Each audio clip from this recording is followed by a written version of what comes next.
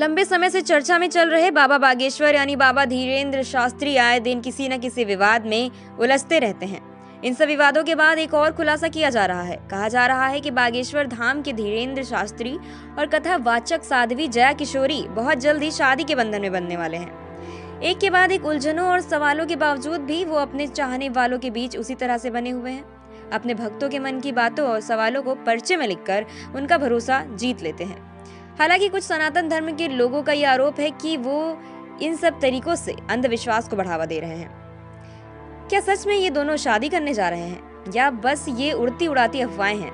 आइए जानते हैं सूचना इंडिया में आज के इस वीडियो के माध्यम से। तमाम मीडिया और वेबसाइट्स में ये खबर फैल रही है कि पंडित धीरेन्द्र शास्त्री ने ये ऐलान खुद कर दिया कि कुछ दिनों बाद वो और जया किशोरी शादी के बंधन में बंधने वाले हैं।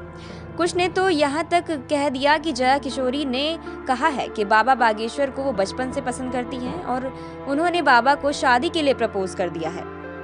ना जाने कितनी कहानियां बनाई गई हैं। सनातन धर्म से होने की वजह से लोगों में इस बात को लेकर उत्सुकता और बढ़ गई है, क्योंकि दोनों काफी चर्चित हैं। दोनों की उम्र 25 से 27 साल के बीच है।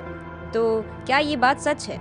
इसमें जो ट्विस्ट है इसे जानकर आप हैरान हो जाएंगे। दरअसल बात यह है कि दोनों कभी एक दूसरे से मिले ही नहीं। यह बात दोनों ने खुद बताई। जब जया किशोरी से ये पूछा गया कि ये बात सच है तो उन्होंने इस बात से साफ इनकार करते हुए कहा कि वो कभी व्यक्तिगत रूप से पंडित धीरेन्द्र शास्त्री को जानती ही नहीं है, सिर्फ इंटरनेट पर देखा है।